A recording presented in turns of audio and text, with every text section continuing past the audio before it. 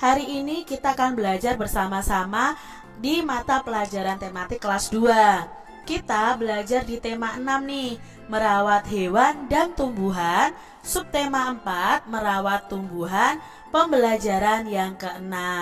Mari adik-adik kita belajar dengan penuh semangat ya. Adik-adik, halaman sekolah sangat rindang.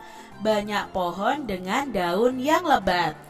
Anak-anak mengobrol dan bermain di bawah pohon. Aku suka sekali bermain di halaman sekolah. Pohonnya rindang dan udaranya sejuk, kata Udin. Aku setuju denganmu, Udin. Karena banyak pohon, kita dapat berlindung dari sinar matahari yang terik, kata Benny. Apakah kamu melihat Siti, Dayu, dan Lina? Aku belum melihat mereka dari tadi, tanya Niko nih adik-adik ya, teman Udin dan Benny. Mereka sedang melihat pohon yang mereka tanam tadi pagi. Pohon apa yang mereka tanam? Lalu Benny menjawab, pohon cemara.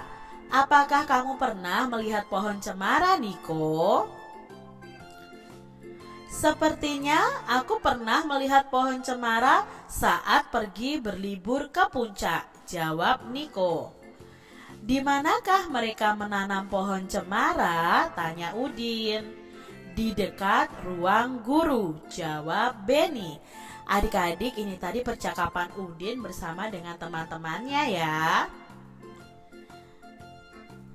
Setelah membaca percakapan di atas adik-adik, kalian bisa loh membuat percakapan kalian sendiri. Kalian bisa diskusikan bersama dengan teman-teman kelompok kalian, atau kalian diskusikan dengan kakak atau adik atau orang tua kalian adik-adik. Nah, di sini berikut adalah situasi percakapan yang dapat digunakan. Misalnya kalian ingin menambahkan tanaman dalam pot untuk sekolah. Lalu kalian berdiskusi cara merawat tanaman tersebut. Kalian memilih tanaman yang akan kalian tanam di sekolah. Lalu pilihlah satu situasi yang kalian inginkan dan buatlah dalam bentuk percakapan adik-adik. Tuliskan percakapan kalian itu pada buku tulis kalian masing-masing. Nah, dalam percakapan tadi harus ada beberapa kalimat tanya. Gunakan huruf besar pada awal kalimat, pada nama orang, nama hari, nama bulan, dan lain sebagainya. Nah, gunakan juga kata tanya dan tanda tanya di akhir kalimat tanya. Tuliskan dengan huruf tegak bersambung. Di sini Kak Citra punya contohnya nih adik-adik. Misalnya ya, di sini perannya ada Andi, Budi, Susi, dan Dewi. Nah, Andi berkata begini, tanaman di dalam pot ini banyak sekali. Apakah kita harus tambah lagi? Tanya Andi. Mengapa potnya harus ditambah? Tanya Budi. Iya, mengapa harus ditambah? Nah, ini tanya Susi juga. Agar tanamannya bisa lebih banyak, jawab Andi. Benar, supaya sekolah kita lebih indah, kata Dewi menambahi Andi adik-adik. Kalian lihat gak Dayu, Siti, dan Lina? Lalu Andi menjawab, aku belum lihat. Mungkin mereka lagi di kelas, jawab Budi. Nah, sudahlah, nanti kita cari lagi. Bagaimana dengan menambah potnya? Tanya Dewi. Oke, nanti aku bawa dari rumah ya, kata Susi. Lalu Andi menjawab, iya, kita bawa dari rumah masing-masing. Nah, Dewi di sini menjelaskan, nanti kita tempatkan depan kelas ya, biar bagus. Kalian bisa membuat percakapan seperti ini adik-adik. Jadi kalian bisa tentukan dulu nama orangnya siapa saja, lalu percakapannya bagaimana. Adik-adik, amatilah gambar tanaman tomat berikut ini. Ibu guru mengajak para siswa untuk mengunjungi kebun di belakang sekolah. Di kebun itu tumbuh tanaman tomat. Nah, tanaman tomat sudah berbuah dan siap dipetik adik-adik. Para siswa mengamati buah tomat yang sudah dikemas dalam plastik. Nah, ini adalah kemasan tomatnya adik-adik. Ada yang beratnya 500 gram, ada yang beratnya 1 kilogram, 2 ons, dan 5 ons. Buatlah kelompok bersama temanmu yang terdiri atas 3-4 orang adik-adik. Lalu amatilah kembali gambar kemasan tomat di atas. Kalian bisa membuat berbagai perbandingan berat tomat dengan berbagai satuan ukuran berat. Jangan lupa menggunakan tanda lebih berat, lebih ringan, atau sama berat. Contohnya nih adik-adik ya, Kak Citra ambil 2 kantong ini. Kantong pertama berat tomatnya 500 gram.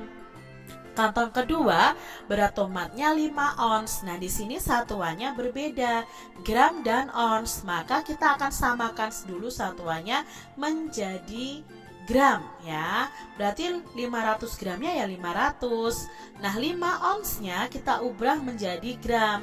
1 ons itu ada 100 gram dalam satuan Indonesia.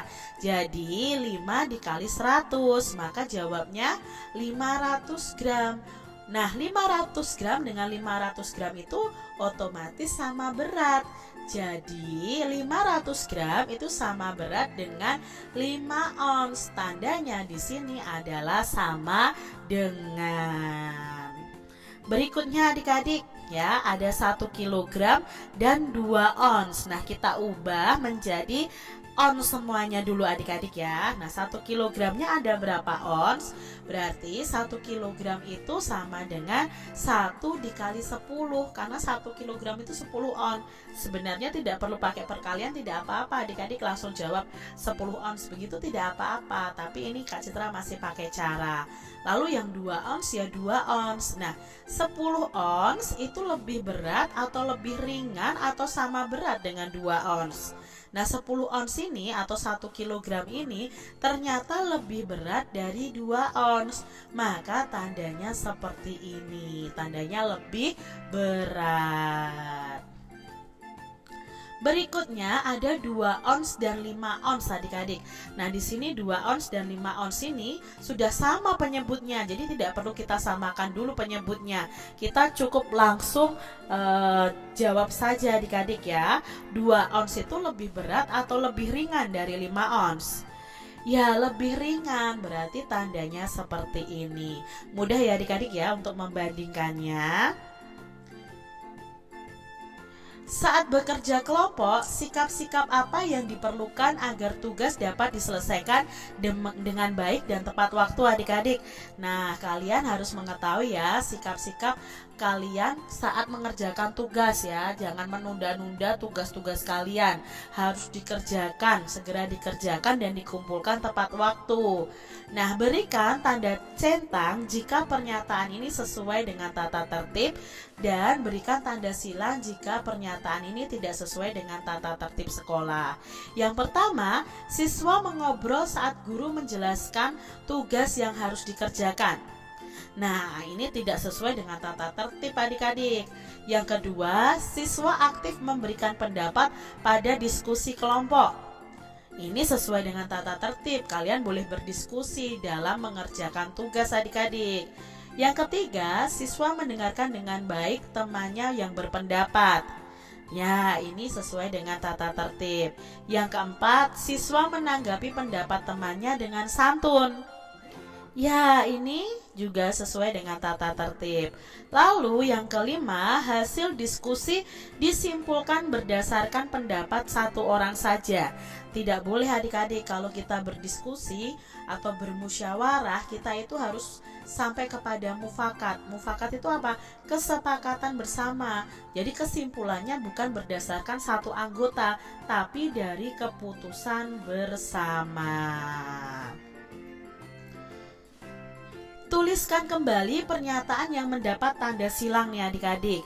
Dan apa akibat dari sikap tersebut? Nah, di sini misalnya ya, tadi kan siswa mengobrol saat guru menjelaskan tugas yang harus dikerjakan. Apa akibatnya? Nah, akibatnya siswa tersebut akan kurang memahami tugas yang harus diselesaikan, sehingga tidak bisa berperan aktif dalam kelompok. Lalu tadi ada hasil diskusi itu disimpulkan berdasarkan pendapat satu anggota saja. Apa akibatnya? Nah, akibatnya diskusinya tidak akan berjalan dengan baik. Ide-ide dari para anggotanya juga tidak akan keluar ya. Akhirnya kesimpulan yang diambil juga tak berguna atau tidak berguna.